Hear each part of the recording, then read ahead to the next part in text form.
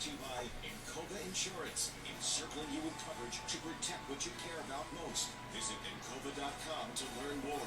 Back here at the AARP broadcast location at State Capitol, joined by Jonathan Davis. Jonathan Davis is Assistant General Manager of Perfect North Slopes. Perfect North Slopes, new owners of Timberline Resort in Canaan Valley. Also, Joe Stevens, West Virginia Ski Areas Association. Gentlemen, good morning to you both. Good morning. Good morning. Good morning. Jonathan, welcome to West Virginia. Thank you. Good to have you here. Good to have you.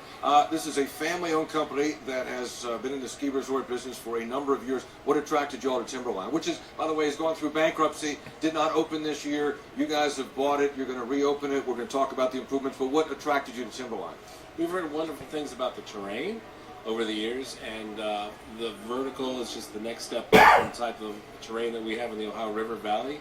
But the size and the scope is it's big enough that it's a challenge for us to take a team and be able to do some good things with how we're growing as a team, but also not so big that it's overwhelming and out of reach. Something that we, right in our wheelhouse of ski area operations, of bringing back some new lifts and snowmaking and some healthy ski area operations. Jonathan, as we said, Timberline has gone through bankruptcy. You all bought it. I don't think any industry goes through bankruptcy without leaving some stuff behind. So I'm sure you got some physical plant issues there. What are they, and what do you all plan to do?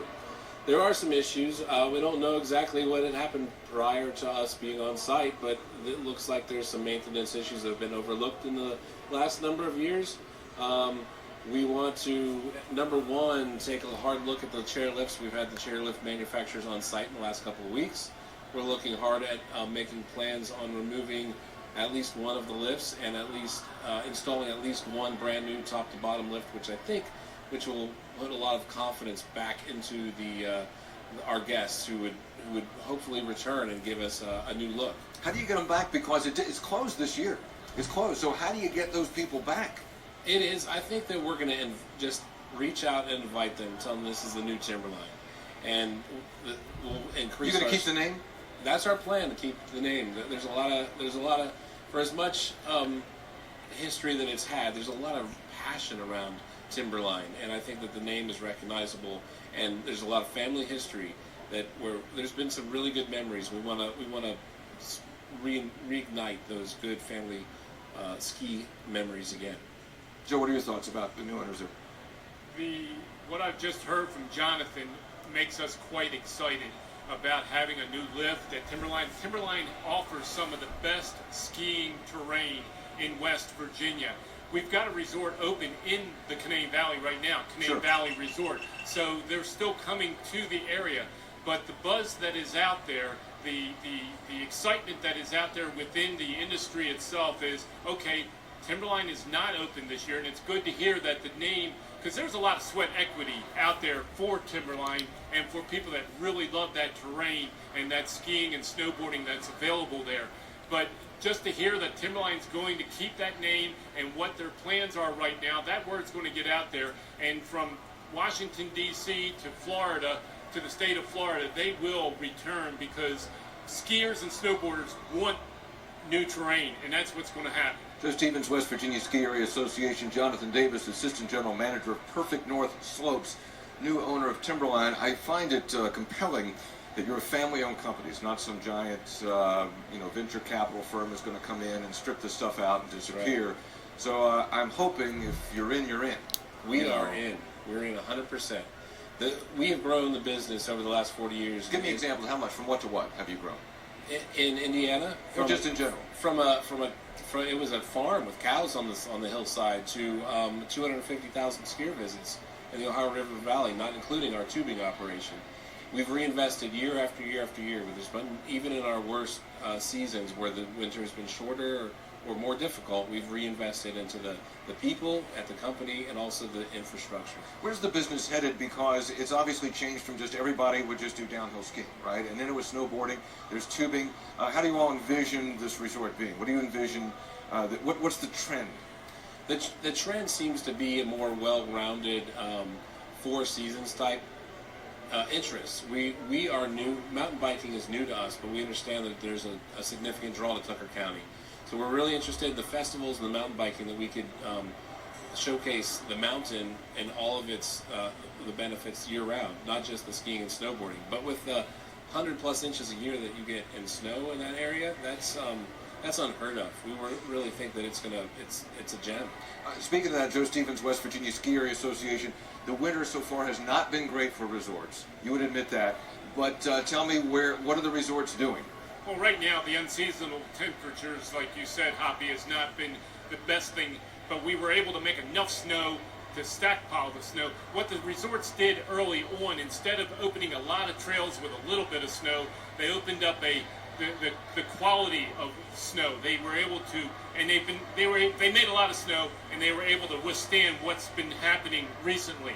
But with the temperatures dropping, and like we talked earlier, yeah, it's 65 degrees in Charleston today, but the temperature is dropping tonight, and that's our biggest challenge, is to convince when it's 50 degrees, 40 degrees in the metro areas that at the higher elevations the temperature is cooler and they can make snow. Speaking of which, I spoke to all the resort operators this morning. They're getting ready to get the snow guns operating as soon as possible, probably maybe tomorrow afternoon, and start making snow. But more importantly, the temperatures have allowed them to groom, to be able to push snow around and be able to make the slopes fun for this upcoming busy weekend. Yeah, well, look, it can be 60 here, and then you drive up the top of Snowshoe, or you go to Canning Valley, and it all changes pretty dramatically. You guys, so you do plan to open next year, Jonathan? We do. We look forward to we're going to be ready Thanksgiving of this coming 2020 winter season. We have a lot of infrastructure improvements to make with the lifts and the snowmaking, but that's just it. We've invested a lot in snowmaking back in Indiana to overcome the variability in weather, and we expect to do the same here, so that when it's warm and there's not snow in your backyard, we're going to be able to provide something for you still to bring your family out. Jonathan, one other thing about the resort is that it is a ski resort, and there's a housing development there. There's homes. People have full-time homes. They have winter homes that they use. But you guys are not, and there have been a lot of issues associated with that associated with the bankruptcy. But you guys aren't handling that? We do not have a real estate background, and part of the bankruptcy, we just acquired the ski area proper, the land that it sits on, and the operation, what was there with the operations. We want to be a good neighbor to the HOAs that surround us. We want to be a really good neighbor, because they're going to be some of our biggest cheerleaders. Yeah. But no, we have no interest right now in any real estate dealings. We want to focus on ski area operations. Hoppy, Jonathan talking about putting a new lift in. Let's be clear about something. We've talked about an infrastructure investment and what it costs. We're not talking about $100,000, $200,000, $300,000. This is a multi-million-dollar investment, other than just buying the resort, that the folks from Perfect North Slopes are bellying up to the proverbial the slopes of the ski slopes. And this is a major investment that is coming into West Virginia. And everybody's got to get on board and understand this is a really, really good thing.